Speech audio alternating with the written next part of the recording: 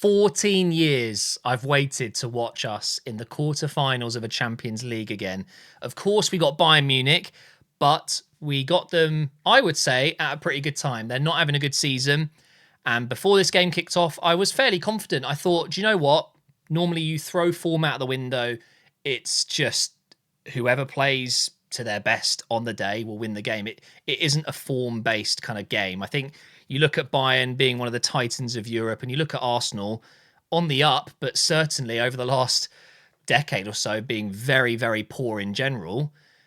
You know it's going to be a really tough game. But I just had this confidence. I just felt like it didn't really matter what Bayern did. It was in our control. Throughout the game, I lost that. I lost confidence. I had moments where I really thought, oh, we're struggling a little bit here. And it felt like it was up here. We're normally so good defensively, but tonight we weren't. We weren't good defensively. Some really poor errors. Let me quickly check. So it was 8 shots in the end for Bayern. But when we were losing 2-1, they had 2 shots. And that isn't acceptable. You can't be conceding 2 shots, 2 goals, and losing the game 2-1 because of that. Especially when you open the scoring 1-0, Ben White has a very good chance to make it 2-0, and then you concede the next chance. 2-0, I think it's almost impossible to see anything other than an Arsenal win. And then suddenly it's 1-1. And it's poor from Gabriel and Kivior. Kivior had a really tough first half and actually came off at half-time. I actually live streamed this game and I said it. I think Kivior will come off. And I don't necessarily think Zinchenko did better. That's a tough one. But Gabriel and Saliba didn't have a great game tonight. I thought at times, it wasn't ideal. I thought Ben White was good. I just wished he put that chance away. I really think at 2-0 there, it's just a completely different night. And actually, I think we then go on to get a third and maybe even a fourth. And then you're looking at a 4-0 home win. The Allianz Arena, yeah, okay, we could then afford to lose potentially there, but I don't think we would lose there. And I just feel like the tie's done if we get that 2-0 win and then just go for the neck, you know. Let's go straight into the biggest talking point, and that is, of course, the last-minute penalty. Saka in this kind of area getting taken out by Manuel Neuer. Or was he taken out? I'm so torn. I said it in the stream. I feel like, and if you haven't seen it, you need to go and watch it before you listen to this because it won't make sense. But I think Saka has left his leg in. I think he's looking for contact. And that really upsets me because I see Saka as a very confident young player that would absolutely back himself to round the keeper and finish that. And instead, he's left his leg in and felt contact and gone down. Some people are arguing that Saka has kicked Manuel Neuer. The referee played on. That's fine. We've got VAR, right? But then he just blows the full-time whistle. And I don't think VAR had long enough. I think if this happened a minute or two before, I think if that goes to VAR, they give a penalty. I think to the letter of the law, there is an obstruction there. And I think Saka scores if Neuer isn't there. And I just think, first of all, Saka just don't do that. Score. Just score the goal. But then I think he's running very fast. He's got a lot of weight and momentum going towards Neuer there. And I don't know, I've never been running at that speed, playing a game of football at this level with a keeper with that amount of experience coming at you. I haven't been in that position mentally. I don't know what I would do in that situation, but I feel like 9 times out of 10, Saka rounds the keeper and scores it. But maybe I'm wrong. I think, and I hate sitting on the fence because I know you guys come here for opinions and you want to hear my thoughts. I think if I'm watching, let's say this was City, Real Madrid, and that was Grealish and Courtois, whatever, I'd probably say it's not a penalty. But because it's Saka, because it's Arsenal, because of the moment, because of the significance of that last-minute penalty, I'm obviously leaning towards penalty. It's so difficult. I can see both sides of the argument. The only thing I would say with Neuer in this situation is he has shifted towards the ball at the very last second. His body shape changes. He changes the direction of his body towards the ball and moves towards it. And then the contact happens. Whether Saka leaves his leg or extends his leg in, it's almost irrelevant at that point because he's got in the way. Did we deserve to win tonight?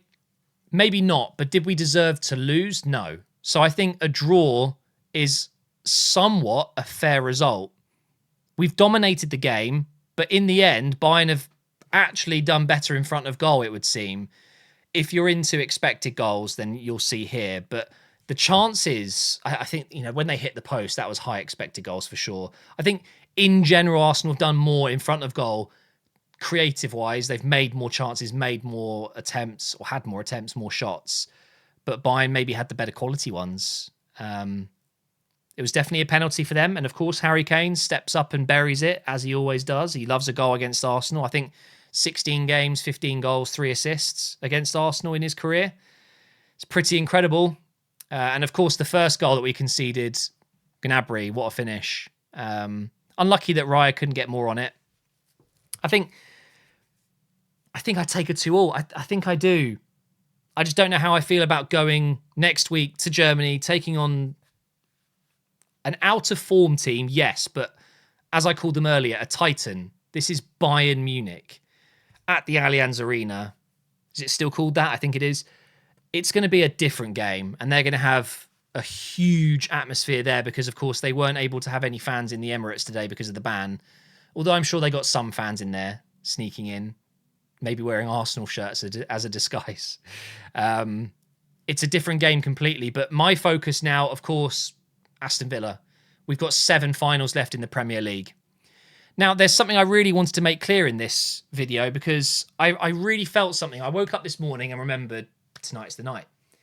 14 years. I was 17 last time I witnessed my team in a quarter-final of the Champions League, and that's insane to me because growing up, Arsenal were a Champions League staple. They were always in that tournament. They were always right up there, one of the best teams in Europe. And I wanted to really enjoy the moment and take a step back and realise what's actually happening to my club right now. This is incredible. And I said it on stream. Not only are we taking part in a quarter-final of the Champions League amongst some of the biggest clubs in Europe, but we're actually the bookies' favourites. We were the favourites to win this tie. And I think we probably just about still are, even though it's the away leg coming up. It's mental to me. Not only are we taking part, but we're actually one of the favourites. And that's fine. Normally, if you're a top club and you're favourites, you just get on with it, right? And it doesn't really matter. It doesn't mean anything, right? Even if you're statistically better and more likely to win, it doesn't mean anything when it comes to the actual game itself. But we've only just got back in the Champions League. How are we competing? It shouldn't happen like that. In my opinion, it's just gone like this. It's remarkable. And it is down to this man right here. Mikel Arteta has created a beast. And although it wasn't at its optimal prime tonight against Bayern, and although you could argue that Bayern showed up more than Arsenal did tonight, I'm still so proud.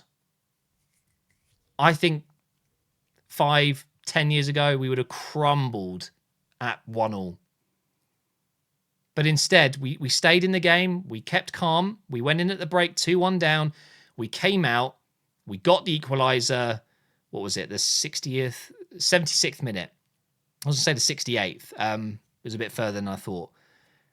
It was good. It was good. We managed to keep our heads in the game and not capitulate. And that was always a problem. So I'm actually quite happy. I don't see a problem per se with 2-2. I would have loved to have got that penalty at the end, of course. And I would have loved Saka to have buried it and then we come away with a 3-2 win. But the reality is you can't change it. We go to the Allianz Arena next week, next season, might go there next season. And we just got to get the job done there. It's a huge, huge game on the 17th. And I think we'll do it. I think we will. The question is, if we do it, if we make it to the semis, who are we going to be playing against? Well, in the other game, Real Madrid have managed to scrape a draw. No, I don't know if it's a scrape, but when you look at the stats, City really took the game to Real Madrid and I mean, at one point they were 3-1 up, right? Was it 3-1 up? I can't remember. I wasn't really focused on this game. But either way, it finishes 3-3. And they only made one sub. That is so Pep Guardiola, isn't it? I don't know who I'd rather play. This was a question I had on stream. Who do you pick? And I think ultimately I don't care because it's so difficult either way. Part of me thinks Man City would be better for us because we've played them 3 times this season. We're unbeaten against them. We know them. And it means that City have more games to play still. That's going to be a huge advantage if we were knocked out next week. There is a silver lining to that, and that is the fact that if City carry on, and Liverpool will probably carry on playing in Europe as well, it means we'll have less fixtures. Simple as that, right? But I want Madrid because that's exciting. That's the kind of game you dream of, isn't it? You want your club to play Real Madrid. So I'm so unsure. But ultimately, it doesn't matter. It really doesn't. We'll just have to beat whoever's there. And I think it'll be Real Madrid. I think they'll do it. But 3-3 at the Bernabeu, maybe not. Maybe Man City will do a job at home. Looks like they did a very good job against them tonight. But as I said, focus now turns to Aston Villa. Let me go ahead and jump into our fixture list here. So 4:30 on Sunday. I mean, it's a huge game. We've got to win every single game now until the end of the season, and we'll win the double then. That's mental. That is actually mental. Thank you for watching, guys. I hope you've enjoyed my review. I hope you enjoyed the stream as well. If you watched it, I'll be back streaming another watch along soon. But for now, I'm going to rest my voice because I'm dead. There was some screaming when we scored. What a night. I'm still so proud of the team. We just competed against Bayern Munich in the Champions League quarterfinals, and it's been well over a decade since we've been able to say something like that.